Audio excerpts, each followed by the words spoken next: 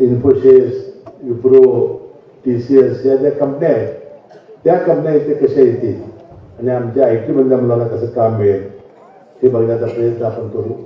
तर आता आपल्या या कागद शहराच्या विकासाबरोबर हे प्रश्न आपण हातामध्ये घेण्याची आवश्यकता आहे की ज्या मुलांच्या हाताला काम मिळेल, याचे नवे कसे प्रकल्प उभं करता येतील. आता आम्ही एकत्र आलेलो आहोत, तर अशा या कामांना, विधायक कामांना चालना देणं आणि आपल्या सर्वांच्या जीवनामध्ये चांगले दिवस कसे येतील ते प्रयत्न करणं हे काम भविष्यामध्ये आम्हाला दोघांना मिळून करावं लागेल. आणि तुमच्या ज्या अपेक्षा आहेत किंवा एकत्र आल्यानंतर काय व्हावं, आपल्या काही अपेक्षा असतील त्याही आपल्याला सांगा, ते पूर्ण करण्याचा प्रयत्न आम्ही निमित्ताने करू. अनेक वर्ष राज्याच्या मंत्रिमंडळात काम करण्याची संधी मला मिळालेली आहे आणि मुख्यमंत्री महोदयांचे ब्ल्यू व्हाईट म्हणजे आवडते असे ते समजले झाली आहे. दिल्ली काय आवडतं असं नाही, पण ते तिला जास्त आवडते. मला वाटते त्यांनी मुख्यमंत्र्यांसुद्धा त्यांच्या भविष्याबद्दल काहीतरी विचार केलाच असेल, त्याशिवाय ती युती आमची काही झालेली नाही. आणि म्हणून त्यालाही माझ्या मनापासून शुभेच्छा आहेत. आणि आपण असं मिळून हातात हात घालून या शहराच्या आणि या तालुक्याच्या विकासासाठी आणि जिल्ह्याचं, कारण काय झालं आहे की नैसर्गिकरित्याच हे आपल्या तालुक्याला राजकीय वारसा लाभलेला आहे. कारण म्हणजे बाकीच्या जिल्ह्यातल्या लोकांच्या अंगामध्ये धमक आहे असे म्हणणार नाही, धमक त्यांच्यापेक्षा आमच्याच जास्त आहे, पण आपल्याच नेतृत्व आलेलं आहे. छत्रपती शाहू महाराजचं हे जन्मगाव, ज्या छत्रपती शाहू महाराजांनी समतेचा वारसा दिला आणि पूर्णपणानं देशामध्ये एक असा विचार दिला की जे विचार आजही सगळे नागरिक आणि सर्व जनता आपण जाणणार. अशा आपल्या राजानं त्या काळामध्ये जे जन्मगाव त्यांचं काढलेलं आहे त्या राजानं की डॉक्टर बाबासाहेब आंबेडकरांना शिक्षणासाठी त्याला मदत केली होती. वास्तविक शिक्षण सक्तीचं मोफत करणारा आपला राजा होता. शाहू महाराजांनी शेतकऱ्यांच्यासाठी स्वतःच्या खजिन्यातून राजाण्यासारखं धरण मानलं.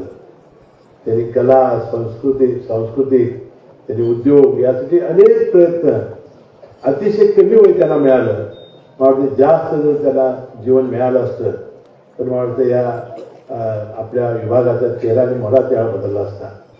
कमी आयुर्मान मिळून सुद्धा त्यांनी केलेलं काम, त्यांनी जनतेसाठी, तर अनेक राजेरजवाडे होऊन गेले. आपण छत्रपती शिवाजी महाराज, छत्रपती शाहू महाराज यांच्याच का पालख्या वाहतो की त्यांचं राज्य हे रयते, त्यांनी चालवलेलं राज्य हे 12 बलुतेदारांचं राज्य होतं.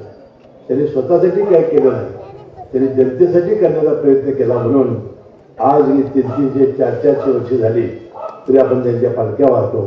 तोच आदर्श ठेवून आणि ती आपली ही भूमी, ही कागद आहे. आणि म्हणून आपल्या सर्वांना अभिमान असला पाहिजे.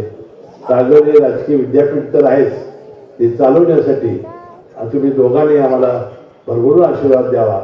आता ज्याचा उल्लेख जयंतरावांनी केला, वास्तविक काही मंडळींना आम्ही दोघं एकत्र आल्यामुळे का वाईट वाटायला मला त्याचा अजून कोडच पडेल. आम्ही तर काही बोललेलं नाही, आम्ही एकत्र आलो, आम्ही पत्रकार परिषद घेतली, आम्ही भूमिका मांडली आणि अनेकांना कोर्टात लोकायला लागलं. आता खरोखरच त्यांना आता कसलं औषध द्यायचं तेच आम्हाला कळणार नाही.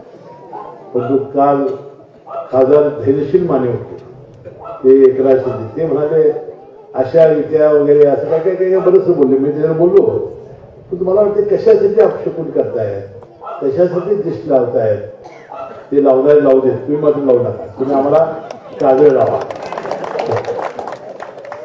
आणि म्हणून आपल्या कागद शहराच्या जनतेने आम्हाला पाठिंबा द्यावा. येणाऱ्या निवडणुकीमध्ये आपण दाखवून द्यावं की या निवडणुकीचं पॅनल उभं करून आपल्याला थोडासा अपशकून करण्याचा प्रयत्न यांनी केलेला आहे. आणि या अपशकूनला आपल्याला म्हणजे आम्ही कोणतरी आहोत. आणि म्हणून मी या निमित्ताने सांगितलं होतं की त्यासाठी ही पोकळी भरून काढायची असेल तर तुम्हाला लोकसभेत काय घडलं परवाच्या तुम्ही बघितलं. आपण अनेक दिवस त्यांना आपण बघतोय, तर या निमित्ताने आपण ठरलं पाहिजे ही पोकळी अशी भरून निघणार नाही. पोकळी आम्ही दोघं भरून काढू, आम्ही दोघं नेतृत्व करू आणि या पुढच्या काळामध्ये आपल्या या शहराचं नाव उज्ज्वल होण्यासाठी, चांगला विकास होण्यासाठी आणि कागद शहर स्वर्ग करण्यासाठी आपण येणाऱ्या निवडणुकीमध्ये प्रचंड भरभरून साथ द्यावी, आशीर्वाद द्यावा एवढी विनंती मी या निमित्ताने करतो आणि आपली स्वागत घेतो. जय जय महाराज.